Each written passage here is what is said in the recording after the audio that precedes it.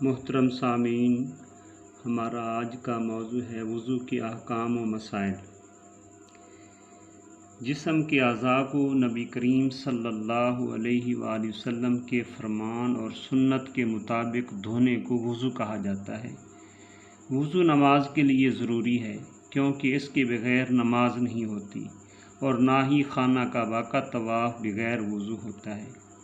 وضو کے بارے میں ارشاد الہی ہے، یا ایھا الذین آمنوا اذا قمتم الی الصلاۃ فاغسلوا وجوہکم وایدیکم الی المرافق وامسحوا برؤوسکم وارجلکم الی الکعبین۔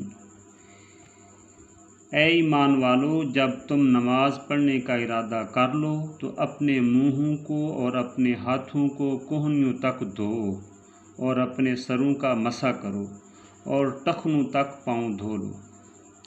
حضرت ابو ہریرہ رضی اللہ تعالیٰ عنہ سے روایت ہے کہ حضور اکرم صلی اللہ علیہ وآلہ وسلم کا ارشاد ہے، قیامت کے دن میری امت اس حالت میں بلائی جائے گی کہ ان کے چہرے، ہاتھ اور پاؤں وضو کے باعث چمکتے ہوں گے، تو جس سے ہو سکے ان کی چمک زیادہ کرے، یعنی اچھی طرح وضو کرے۔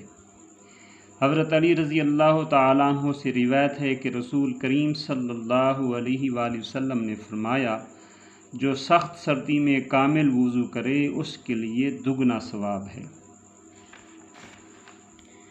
کشف المحجوب میں تحریر ہے کہ حضور اکرم صلی اللہ علیہ وآلہ وسلم نے اپنے کسی صحابی سے فرمایا، ہمیشہ وضو کی حالت میں رہا کر، اس طرح تیرے دونوں محافظ فرشتے تیرے ساتھ محبت کریں گے۔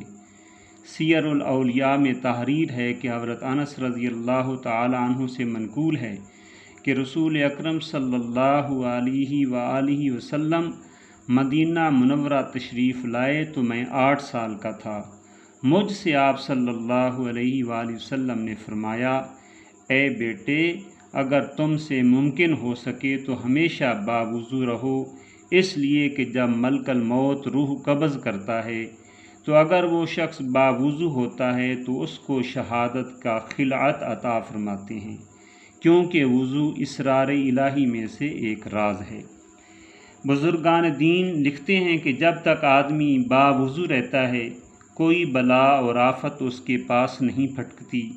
رات کو باوضو سونے کی فضیلت کے بارے میں حضرت خواجہ معین الدین چشتی اجمیری رحمۃ اللہ فرماتے ہیں کہ جو شخص رات کو باوضو سوتا ہے تو فرشتوں کو حکم ہوتا ہے جب تک یہ بیدار نہ ہو جائے اس کے سرہانے کھڑے رہیں، فرشتے اس کے سرانے کھڑے ہو کر اس کے حق میں دعائیں کرتے رہتے ہیں۔ وضو کا طریقہ۔ وضو کرنے کے لیے پاک برتن میں پانی لے کر پاک جگہ بیٹھیں، اونچی جگہ ہو تو بہتر ہے۔ اگر ہو سکے قبلہ کی طرف منہ کر کے بیٹھیں، پھر بسم اللہ الرحمن الرحیم پڑھ کر 3 بار گھٹوں تک دونوں ہاتھ دھوئیں، پھر 3 مرتبہ کلی کریں۔ اگر مسواک ہو تو وہ بھی کریں، ورنہ انگلی سے دانت ملیں۔ پھر 3 بار ناک میں پانی ڈال کر بائیں ہاتھ سے ناک صاف کریں۔ اس کے بعد 3 مرتبہ منہ دھوئیں۔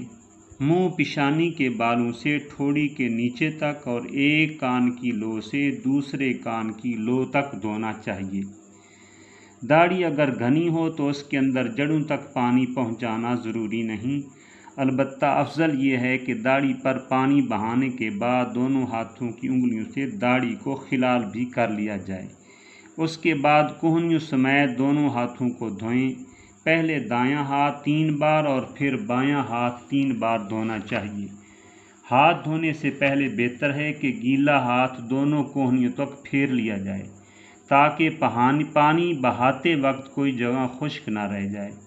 پھر نئے پانی سے دونوں ہاتھ تر کر کے پورے سر کا ایک بار مسح کرے۔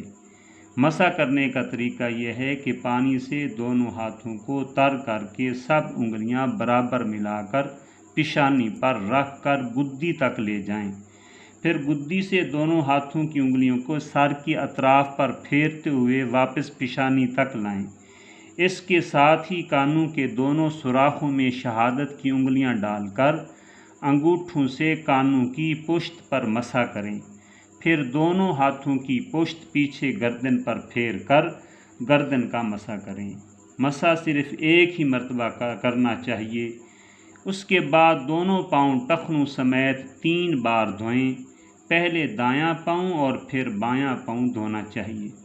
وضو کے اعضاء کا 3 مرتبہ دھونا افضل ہے، اس لیے ہر عضو کو 3 مرتبہ دھونا چاہیے، لیکن اگر کوئی 2 یا 1 مرتبہ دھوئے گا تو وضو اس کا بھی ہو جائے گا، لیکن ثواب کم ملے گا۔ وضو کرتے وقت دنیا کی باتوں سے پرہیز کرنا چاہیے۔ حضرت توکل شاہ رحمۃ اللہ فرماتے ہیں کہ ہم نے بچپن میں واعظ سنا تھا کہ جب کوئی نمازی بسم اللہ پڑھ کر وضو کرنا شروع کرتا ہے تو اس پر 4 فرشتے نور کی چادر تان کر کھڑے ہو جاتے ہیں۔ جب وضو کرنے والا وضو کے دوران کوئی دنیاوی گفتگو کرتا ہے، ایک بات کرنے پر ایک فرشتہ چادر کا ایک گوشہ چھوڑ دیتا ہے۔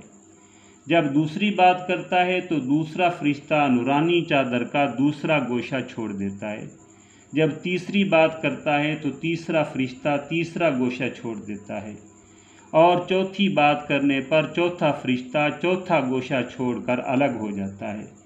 تو ایک درویش نے کہا کہ حضور، پھر تو ضروری ہی بات کرنی چاہیے تاکہ فرشتے چادر چھوڑیں اور وضو کرنے والے کے اوپر وہ نور کی چادر آ گرے۔ اس پر آپ مسکرائے اور فرمایا، نور کا خاصہ یہ ہے کہ وہ اوپر کو چڑھتا ہے، نیچے نہیں گرتا، اس لیے اگر چاروں فرشتے نورانی چادر کو چھوڑ دیں تو وہ اوپر چڑھ جائے گی، نیچے نہیں گرے گی۔ وضو کے فرائض اور وضو کی سنتیں، وضو کے مستحبات، وضو کے مکروہات اور نواقض وضو، ان پر ایک نظر ڈالیں گے تاکہ ہمیں یہ ازبر ہو جائیں اور ہمارا وضو جو ہے وہ کامل ہو جائے۔ تو وضو کے اندر 4 فرض ہیں۔ پیشانی کے بالوں سے لے کر ٹھوڑی کے نیچے تک اور ایک کان کی لو سے دوسرے کان کی لو تک دھونا، اور نمبر 2 دونوں ہاتھوں کو کوہنیوں سمیت دھونا، اور نمبر 3 چوتھائی سر کا مسح کرنا، اور نمبر 5 دونوں پاؤں کو ٹخنوں تک دھونا۔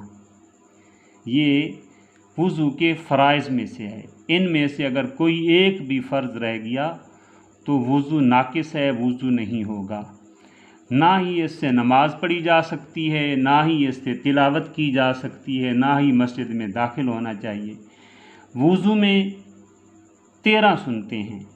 نیت کرنا، بسم اللہ الرحمن الرحیم پڑھنا، پہلے 3 بار دونوں ہاتھ گھٹنوں تک دھونا، مسواک کرنا، 3 بار کلی کرنا، 3 بار ناک میں پانی ڈالنا، داڑھی کا خلال کرنا، ہاتھ پاؤں کی انگلیوں کا خلال کرنا، ہر عضو کو 3 بار دھونا، 1 بار تمام سر کا مسح کرنا یعنی بھیگا ہوا ہاتھ پھیرنا، دونوں کانوں کا مسح کرنا، ترتیب سے وضو کرنا، پے در پہ وضو کرنا تاکہ ایک عضو خشک نہ ہونے پائے دوسرا دھو لے۔ اور وضو کے مستحبات جو ہیں وہ 5 ہیں۔ 5 چیزیں وضو کے اندر مستحب ہیں۔ دائیں طرف سے وضو شروع کرنا مستحب ہے، بعض علماء نے اسے سنتوں میں شمار کیا ہے۔ اور گردن کا مسح کرنا، وضو کے کام کو خود کرنا، کسی دوسرے سے مدد نہ لینا، قبلہ کی طرف منہ کرنا، پاک اور اونچی جگہ پر بیٹھ کر وضو کرنا۔ وضو کے مکروہات 4 ہیں۔ ناپاک جگہ پر بیٹھ کر وضو کرنا، سیدھے ہاتھ سے ناک صاف کرنا، وضو کے دوران دنیا کی باتیں کرنا، سنت کے خلاف وضو کرنا۔